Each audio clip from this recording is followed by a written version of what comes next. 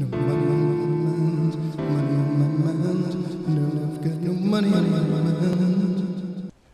This is David Hawkins, DHI Enterprises, and today I wanted to talk to you guys about something that comes up a lot on every photographer's channel, whether it's me or Philip Bloom or Matt Granger, and that's how do we afford all these expensive cameras and expensive lenses?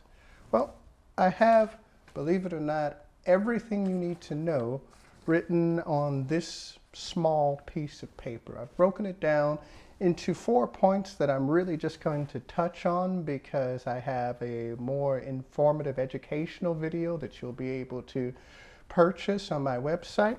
But I just wanted to give you sort of the basics of how it's done. Now, point number one is that you have to learn to treat yourself as a business. Now, I'm not talking about your photography, I'm talking about you. You personally, Private Doughboy Orion Coolidge, watching this video, you are a business. And the work that you produce, in this case photography, has a monetizable value. Now, I don't care if you have a 600D or a D3200 or a D5500 or what camera you have, it doesn't matter. You spent at least $600 on the camera. You probably spent another like 400 or 500 on lenses. So that's $1,000 investment right there. So you have to consider that, you know, given your tripod that you probably have too, your bag, everything else that you had to buy, you know, you bring this stuff with you on a job. And let's say you're shooting a wedding and somebody's like kid bumps into your tripod and it falls down, boom, gone. Either the camera's broken or the lens is broken, you know, especially at that prosumer level of camera, you know, they aren't the sturdiest things in the entire world. Now, did you get enough money in advance to cover something like that? Did you get enough of a deposit? Are you going to be able to easily replace your lens or your camera? You have to start thinking like that when you take on these jobs. If you're going out there with $1,000, $1,200 worth of equipment, then you need to be sure that you are being paid accordingly. That's one way to do it. Now, the other thing that you have to think about is that, like, you know, like other businesses, photographers as well have the ability to take out business loans, you know. And I'm going to talk about this a lot more in the educational video that explains exactly how to get up and running in a photography business. But basically, like any other business, you draw up a business plan, you create a forecast of what you expect your, you know, your profits to be, what you expect your expenses to be, and, you know, you just apply for a business loan. And in that way, if it is approved, then you can get everything you need at once, you know, that $3,000 A7R Mark II, the A7S Mark II, the Zeiss lenses, whatever, you know.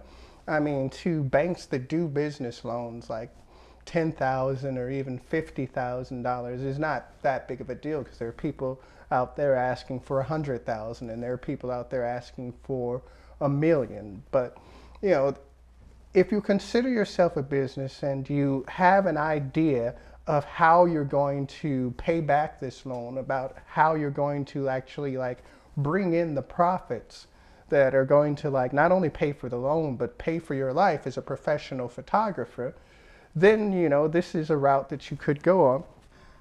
Now, third is you have to learn to negotiate. Now, you know, you might be trying to get a A7S Mark II maybe. You could be trying to get a 1DX Mark II. You know, you could be looking to spend anywhere from $3,000 to $5,000 to $10,000 on a camera. How are you going to get the money? Well, one way of doing it is finding a client and charging them $5,000 or $10,000 for a job. Now, you might be thinking, well, all I've got is a G7 or all I've got is a 70D. You know, how am I going to charge somebody like 5 or 10? That's where negotiating comes in. Even if you have to come up with a package of photos and videos or or you have to do a series of portraits for, this business client and their entire staff. If you have to do like, maybe a family portrait and then a series of individual portraits, and you have to include the printing and like, the actual printed photos in a nice photo album. There are people out there for whom $5,000 or $10,000 is not a lot of money. Or, a better way of saying it is that there are people out there to whom $5,000 or $10,000 is worth it. There are also people out there to whom $5,000 and $10,000 is not worth it. Them you don't have to worry about. That's the best case scenario of all, because in that situation, all you have to do is nothing.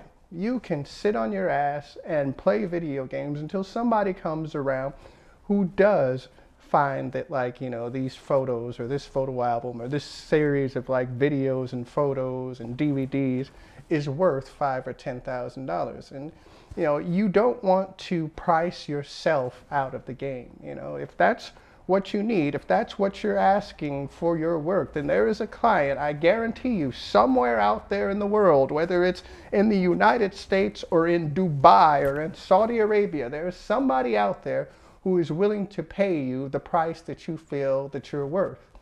And, it's your job to make sure that you get paid that. Now, the fourth point that I wanted to make is the return on investment.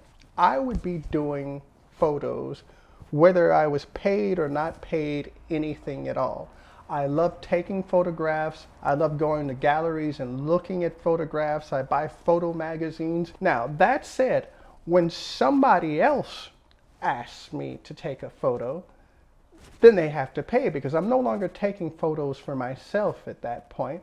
I'm taking photos for a client. The person who asks you to take a photograph, whoever it is your client.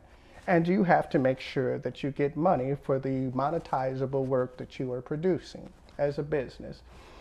This is what separates professional photographers from hobbyists, is that professionals gain their living by taking photos. Now, I am not the most famous photographer, and I'm certainly not the richest photographer, but I am a successful professional photographer who gains his living through photography. I'm living in Berlin, Germany right now, and I have lived all over the world. I travel all over the world to take photos. I've been in France recently. I've been in England. I've been in Asia. I've been in South America. I go wherever the client wants me to go, and I take the photos that my client requires for any given task. I can do photos, I can do videos, and I expect to be paid accordingly for the work that I do. So why shouldn't you? Again, this is David Hawkins, DHI Enterprises. Be sure to check out my website, www.dhienterprises.com, so that you can see how to set up your own photography business. And also be sure to check out my Instagram, @TheDavidShow. Have a good day.